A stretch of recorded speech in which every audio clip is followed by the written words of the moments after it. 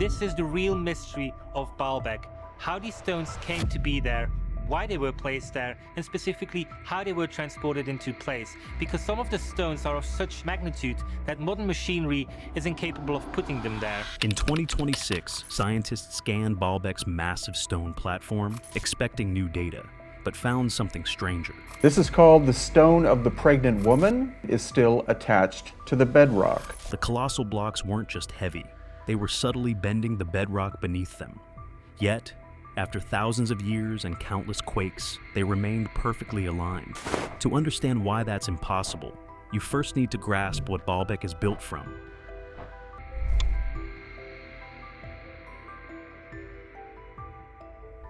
Platform that shouldn't exist.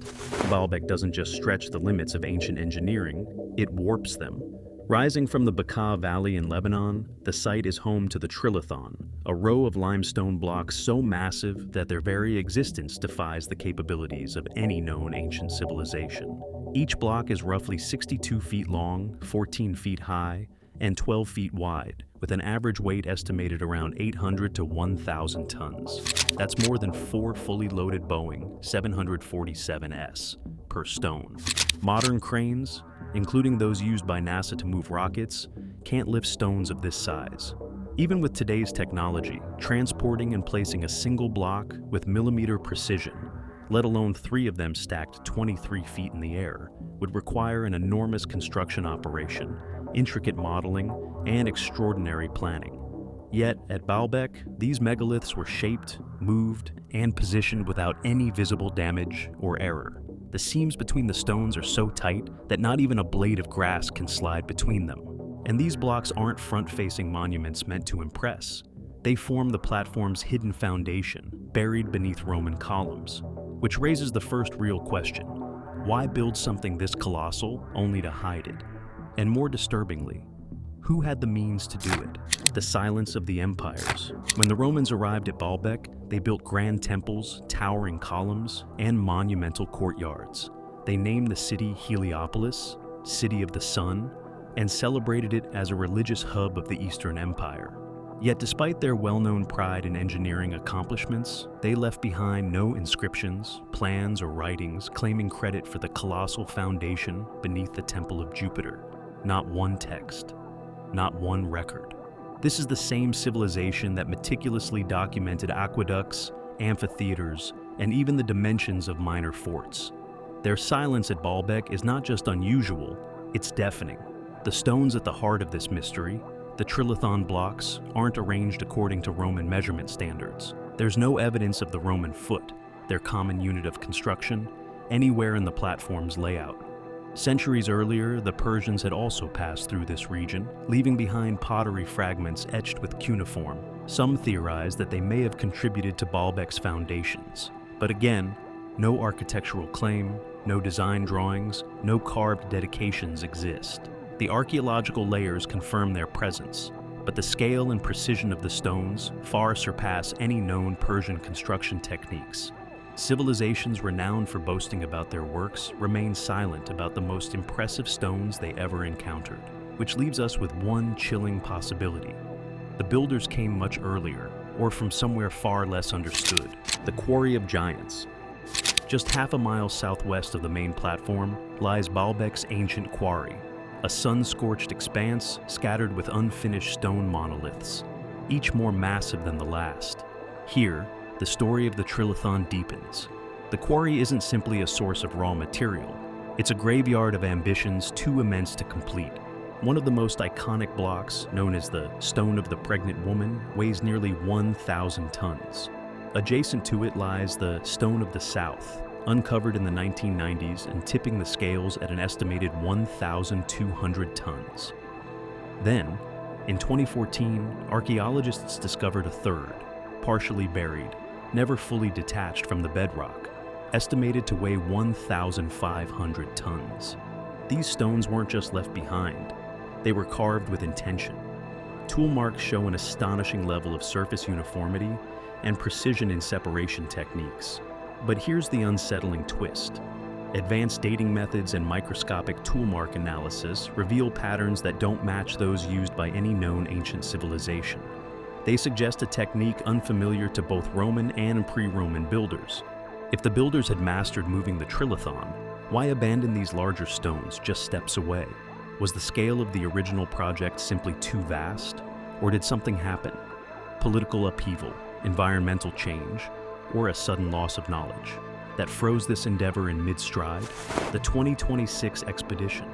In early 2026, a team of international scientists and archaeologists returned to Baalbek, not with shovels or brushes, but with some of the most advanced tools ever used at an ancient site. For the first time, Lebanese authorities granted full access to employ ground-penetrating radar, laser interferometry, and hyperspectral imaging. The team wasn't looking for new stones, they were looking beneath them. What they uncovered fundamentally changed the conversation. Beneath the Trilithon platform, the scans revealed subsurface chambers and voids that do not appear in any architectural plans from the Roman period or later. The anomalies weren't random, they formed repeating geometric patterns, symmetries that hinted at intentional design. Some of the alignments traced through the stones corresponded with solar and stellar positions, suggesting astronomical orientation on a scale not typically associated with early architecture. Laser scanning of the surface revealed something even stranger. Deep within the blocks, invisible to the naked eye, were sequences of carved symbols, precise, geometric, and completely unknown. They didn't resemble any ancient language, cuneiform, or Latin, and they weren't decorative. Mathematical analysis suggested the symbols followed ratio-based patterns, possibly instructions or records of construction data. Material analysis using spectrometry delivered another shock. Many of the Trilithon stones showed signs of thermal alteration, heat exposure that would have required sustained temperatures well beyond what wood or primitive furnaces could produce. Instead of answering questions, the expedition introduced entirely new ones. Were these just remnants of forgotten human genius? Or was Baalbek built by a culture operating on principles, scientific or otherwise, that we no longer recognize? The bedrock that moved. If the 2026 discoveries revealed what lies beneath Baalbek, a different team had been watching the site from above. That same year, geophysicists at the University of Edinburgh published findings based on INSAR, satellite-based interferometric synthetic aperture radar. Their goal was to monitor tectonic microshifts across the region. But when their data focused on Baalbek, the readings raised eyebrows. The radar revealed that the Trilithon stones, resting atop a layered limestone base, were exerting so much concentrated pressure that they were slowly deforming the bedrock beneath them, compressing it at a measurable rate. While this might seem like a small detail, it's extraordinary for one critical reason. Despite this ongoing deformation, the Trilithon blocks remain perfectly aligned, millennia after their placement. Most modern structures adjust or crack under slow geological changes. At Baalbek, the alignment of the megaliths, some resting 23 feet above ground, has remained stable even through centuries of earthquakes, erosion, and shifting terrain. That implies something staggering. Whoever placed the stones either understood how the terrain would respond under extreme load, or they engineered the base in such a way that natural forces were accounted for in the design. To modern engineers, this is not just advanced, it's predictive. It suggests that whoever built the platform didn't just move impossible stones. They also grasped how to preserve their arrangement for thousands of years. It's no longer just about how the Trilithon was built. It's about how it was made to last. Theories that collapse under their own weight. Over the decades, engineers and archaeologists have proposed several theories to explain how Baalbek's foundation stones could have been moved. The most common ideas fall back on ancient ingenuity: wooden rollers, sand ramps, or massive human labor forces pulling the blocks across the terrain. On paper, these methods seem plausible, but when tested in the real world, they fail spectacularly. Even with a team of 100 workers and carefully arranged logs, experiments to move smaller stones, like those at Stonehenge, have resulted in tilting, slipping, and collapse. The terrain around Baalbek isn't flat or forgiving. It's rugged, uneven, and inconsistent, making such methods even more improbable for moving objects 10 times the weight of Stonehenge's heaviest stone. Roman engineering, often credited for the site, also fails under scrutiny.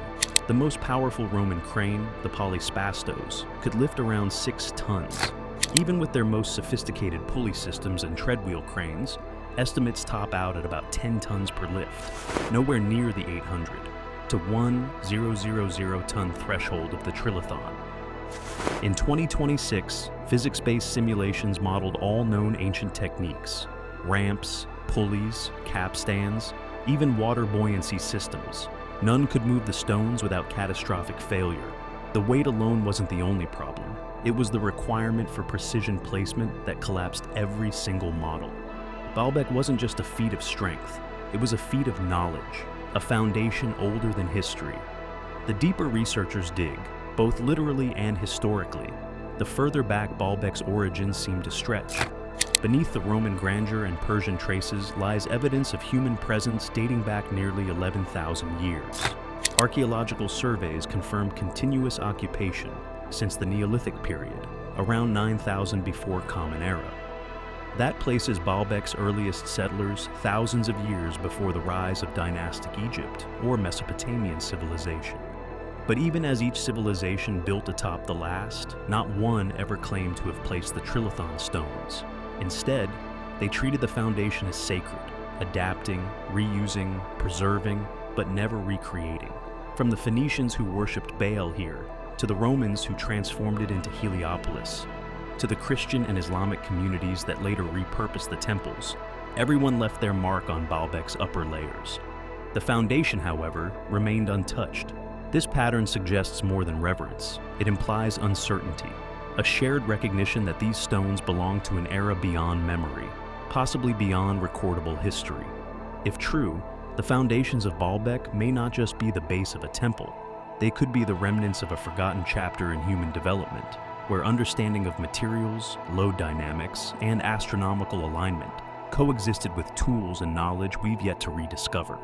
Baalbek's stones aren't just heavy, they carry the weight of lost knowledge. Beneath every block lies a question we can't yet answer.